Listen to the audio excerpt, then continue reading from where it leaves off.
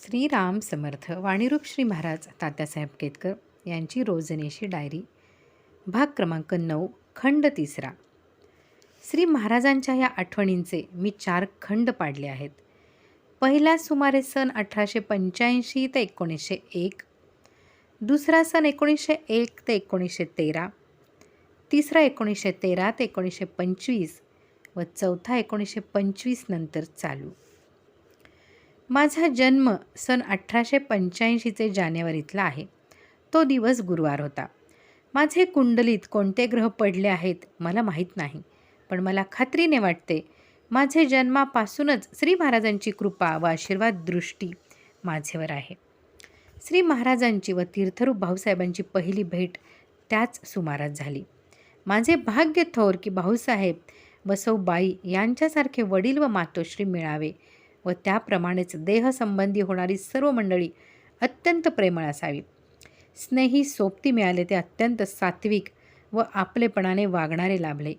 नोकरीत अगर कोणतेही अवस्थेत जीवन सुखमय झाले. दैन्य पण कधीच भासले नाही व माझे मलाच पुष्कळ वेळा वाटते की माझ्यासारखा सुखी दुसरा कोणी नाही. पण त्यावेळी असेही वाटते की श्री महाराजांचे प्रत्येक जणास असेच वाटत असेलही. श्री महाराजांनी देह ठेवल्यानंतर गोंदवले भयान दिसू लागले. ज्या गोंदवल्यात आनंद भरलेला होता तेथे सर्व ठिकाणी उदासीनता दिसे. सर्व मंदिरे निस्तेज दिसत.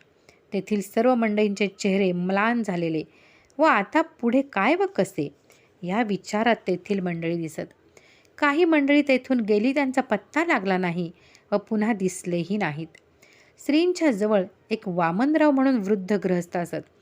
त्यांची गुरुपरंपरा दुसरी होती, पण श्रींजवळ अत्यंत एकनिष्ठपणाने बरेच दिवस राहिले होते. त्यांना श्री महाराज ज्ञानेश्वरी म्हणत. श्री दिसेनासे झाल्यावर त्यांना अगदी चैन पडेना. त्यानंतर थोडे दिवस तेथे राहिले. नंतर बाहेरगावी जाऊन येतो म्हणून निघाले. ते प्रयागचे बाजूला गेले व आपला देह अर्पण केला. श्री महाराजांनी कोणास गरिबाचा एकदम श्रीमंत केल्याचे मी ऐकले नाही. नेहमी त्यांचे म्हणणे असे की प्रारब्धाने आलेले भोग आनंदाने भोगीत जावे, पण त्यात रामास विसरू नये. असे असतानाही त्यांनी जे प्रेम लावून दिले त्याला सीमा नाही. प्रत्येकजण त्यांच्याकडे आईबाप व त्राता या दृष्टीने पाहिल. एकाएकी ते नाहीसे झाल्यावर जिकडे तिकडे अंधारच वाटू लागला. गोंदवल्यातील मंडळींची ही अवस्था. बाहेरच्या गावचे मंडळीसही आधार गेल्यासारखे वाटावे व पुढे कित्येक दिवस तरी चुकल्यासारखे झाले. दिवसामागे दिवस जातच होते. कालांतराने दुःखाचा आवेग कमी होत चालला, पण पूर्वीचे स्मरणावाचून एकही दिवस कोणाचा गेला नसावा. श्री महाराज दिसत नसले तरी सत्तारूपाने त्यांच्या अस्तित्वाची जाणीव काही भाग्यवान लोकांस होत होती व आमच्यासारखे अजाण लोकांस प्रत्यक्ष तसा अनुभव नसला तरी श्रींचा हात आपले मागे आहे असे वाटत असे. भाऊसाहेबांस तेथे चैन पडेनासे झाले, कारण त्यांचे सर्वस्व काही उरले होते ते श्री महाराजच. त्यांचे अन्नपाणी सुटल्यासारखे झाले. झोप स्वस्थ येईना अशी अवस्था झाली. ती त्यांनी दाबून ठेवण्याचा प्रयत्न केला, पण जवळचे मंडळीस कळल्याशिवाय राहिले नाही. पुढे पुढे भाऊसाहेबांच्या स्वप्नात श्री महाराज येत. पुष्कळ वेळ बोलत असत. कधीकधी ते जागृत असत असेही ते सांगत. एकदा सर्व बाजूला इन्फ्लुएन्झाची साथ सुरू झाली. त्याप्रमाणे गोंदवल्यासही होती. मंडळी आजारी पडली. तेथे त्यावेळी औषध पाणी देणारे कोणी नव्हते. मंदिरातील व गावातील मंडळी भाऊसाहेबांच्याकडे येत. त्यांस फार काळजी लागली. श्री महाराजांची सारखी आठवण होई. पूर्वी भाऊसाहेबांना मुदतीचा ताप आला होता तेव्हा श्रींच्या आधारामुळे भीती वाटत नव्हती. ती त्यांच्या पश्चात वाटू लागली. एके दिवशी श्री महाराज भाऊसाहेबांच्या स्वप्नात आले व म्हणाले, भाऊसाहेब, यात भिण्यासारखे काय आहे? श्रीरामाचे तीर्थ व अंगारा द्यावा, तुळशीचा काढा औषध म्हणून व साबुदाण्याची लापशी पथ्य म्हणून द्यावी. मी करीत होतो तसे करावे म्हणजे झाले. त्यांना धीर आला व सर्वांस हेच औषध ते सांगत. आमच्या घरातील सर्व मंडळी आजारी पडली, पण श्री कृपे करून सर्वांच्या प्रकृती सुधारल्या. ह्यावरून श्रींचे अस्तित्व नव्हते असे कसे म्हणता येईल?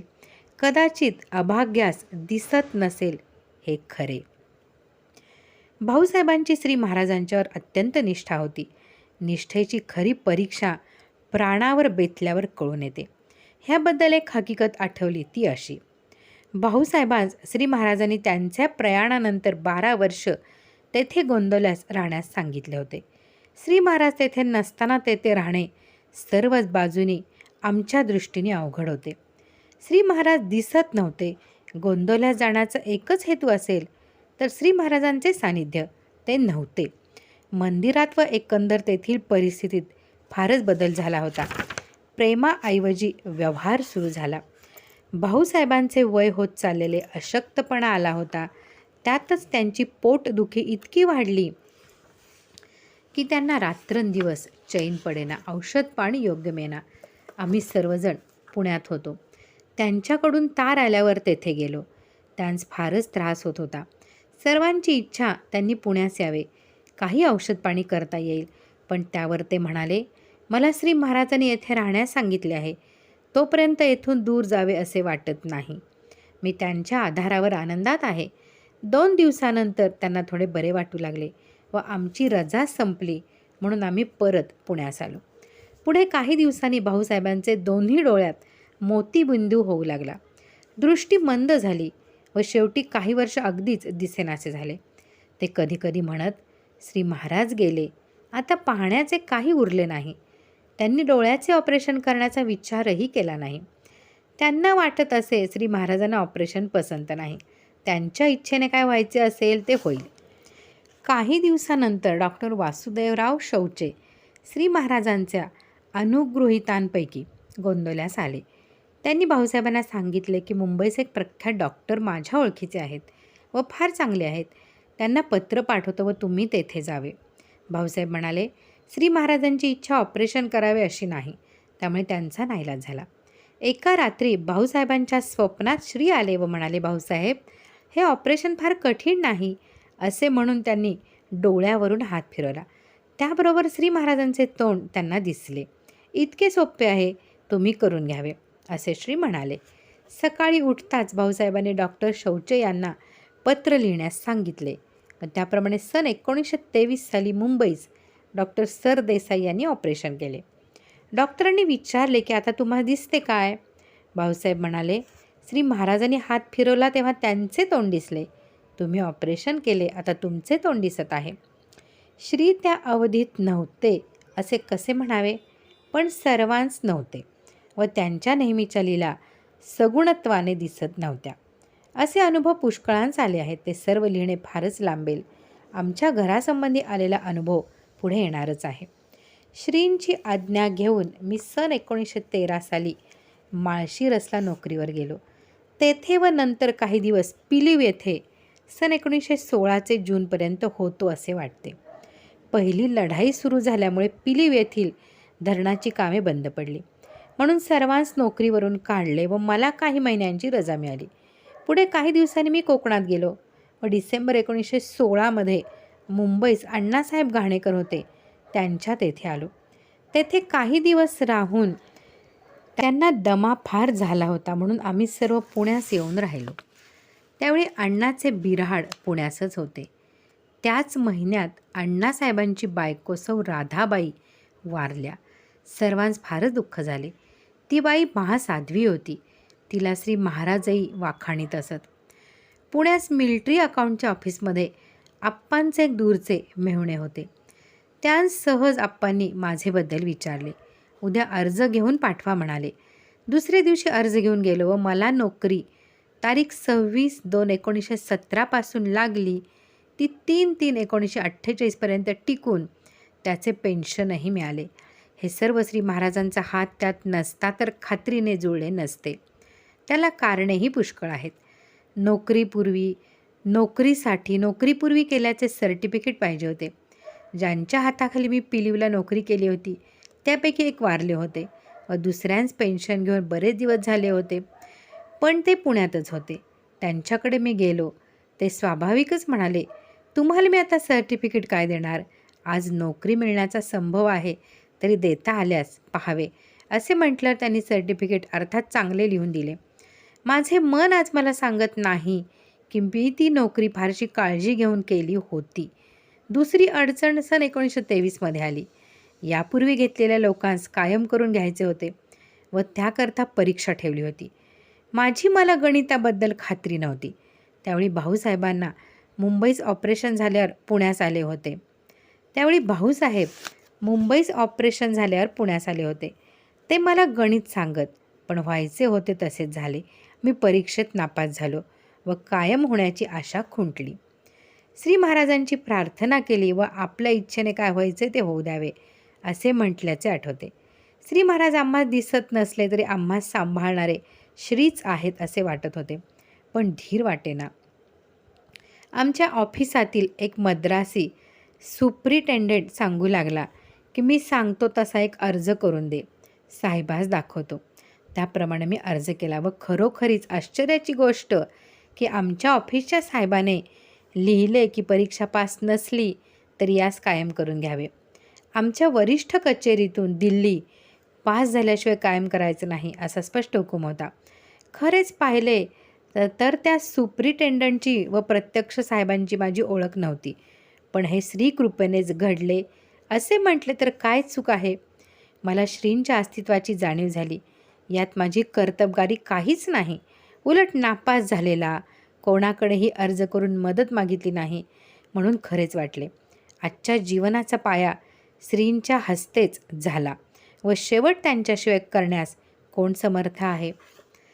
श्री दिनकरचा जन्म सन 1924 ऑगस्ट 16 शनिवार मिती श्रावण वद्य 2 रोजी रात्री 10च्या सुमारास झाला.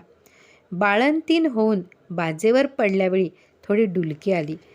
त्या खोलीत सोबती करता सो बाई निजली होती.